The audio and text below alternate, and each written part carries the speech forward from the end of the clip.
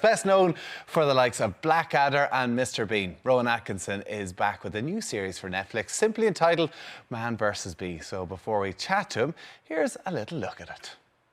On all 14 counts of dangerous driving, the destruction of priceless artwork, arson. Do you have anything to say before you're taken down? You see, there was this bee.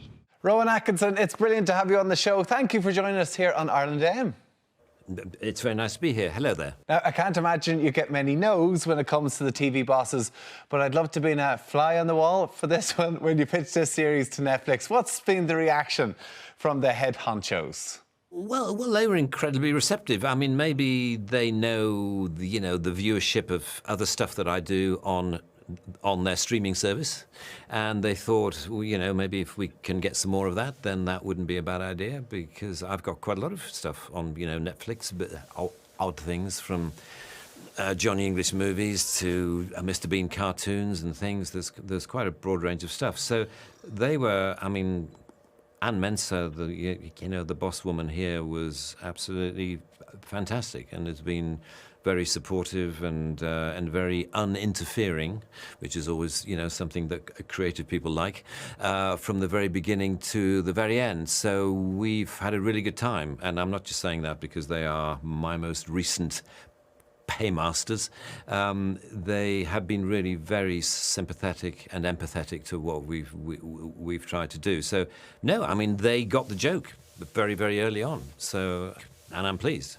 Well, you've certainly said all the right things. You're keeping Netflix happy, that's for sure. Now, you mentioned there that they got the joke, and that's a big thing, because in a recent interview you gave with the Irish Times, you said comedy's job is to offend, and it seems nowadays people are very careful about what they joke about. Do you worry about where comedy is going? Not greatly, because it's a cyclical thing. 1 minute, certain jokes or certain attitudes and outlooks are just out of fashion, and in the end, the whole point of a joke is to entertain people, and if people are not entertained, then you haven't, fulfilled your brief. And so I'm a great believer that we must have free expression, and in comedy you must be able to make jokes about absolutely anything. The only question is, you would be wise to choose a context in which it's going to be appreciated, because not all jokes suit all contexts. The joke you tell around a table in a restaurant with some friends is not necessarily something for primetime TV. That's a pretty obvious statement, but you'd be surprised how people like to abuse the context of comedy. And people often say, did you hear that joke that comedian said in that Netflix special? Did you think that was right or wrong? And all I say is, I wasn't there. I haven't heard the joke. I wasn't in the audience when the comedian said it. I don't know what the atmosphere was in the room. If people pay to see a comedian, they've got to accept whatever they provide. I'm a great believer that artists should never apologize for their art. You put something out there, you paint a watercolor, you make a joke, you make a television show, whatever it is. If people are offended, that's their problem. It's not yours. You've done your bit. If they don't want you to work for them again, then that's, that may become your problem. But you've done your bit, and you've done your best, and it's up to the audience to judge. I'm a great believer that if a joke has an appreciative audience, no matter how small, no matter who they are, then it is worthy. It should be, as it were, allowed. Allowed, I like it. Your comedy continues to live on. You mentioned how your Mr. Bean is available for so many young kids to watch. I know my daughter is a 5 and a huge fan. Okay. It must be hard for you to go anywhere when your work has such worldwide appeal to both young and old. Is it difficult to go on holiday, for instance?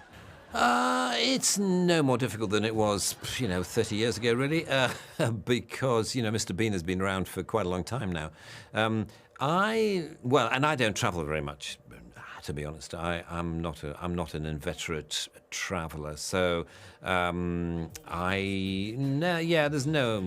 can't think of anywhere where I can go. Actually, ironically, the US is probably the place in the world where generally my stuff is least known.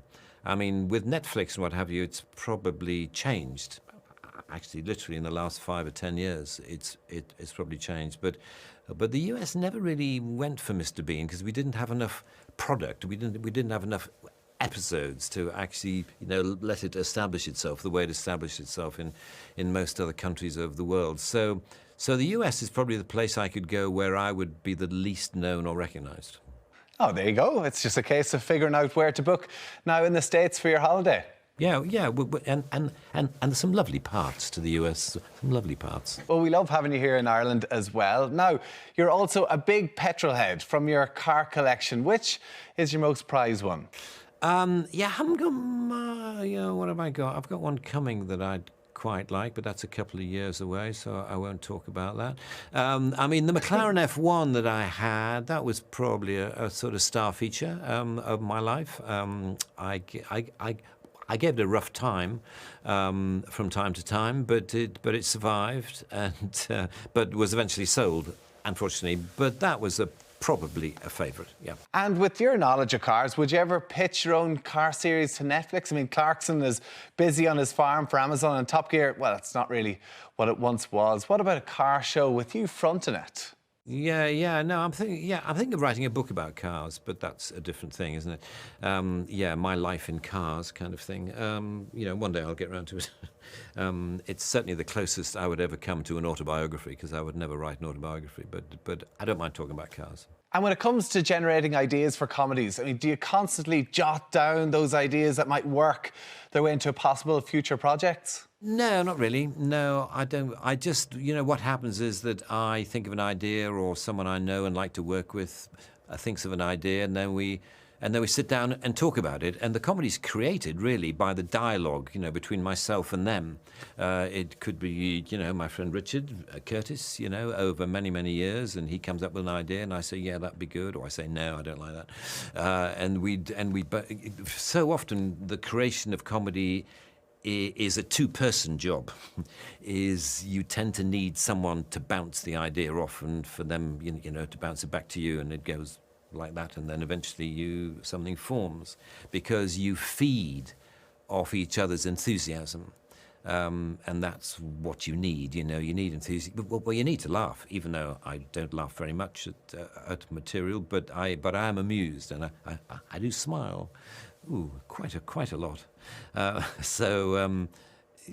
you need that. You need to be tickled by the ideas, and once you are, then there's a good chance that you might, create something half decent. What I like about Man vs. Bee is your character's relationship with his daughter. It's kind of like Mr. Bean as a father. Why was the daughter aspect of the story important to you?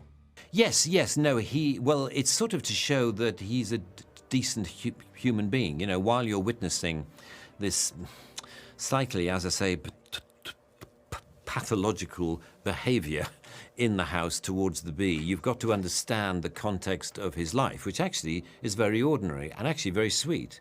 And he is a good man. He's a nice man. He's not a successful man. He hasn't held down a job. He hasn't made a success of his family. He's got an ex-wife, he's got a daughter from that relationship who he's about to go on holiday with, and then he gets this job as a house sitter. So he can't go on holiday with his daughter. So he's fighting, the situation with his family at the same time as fighting the bee. And we felt it was important to have that sort of plot and subplot, bubbling along together, so you could get some insight, I suppose, into the destructive side of his obsessiveness. That actually, the bee, if you like, has brought out the worst in him. Well, listen, Man vs. Bee is a show I look forward to watching with my family as well. Rowan Atkinson, it's been an absolute pleasure having you with us this morning. Yeah, thank you very much.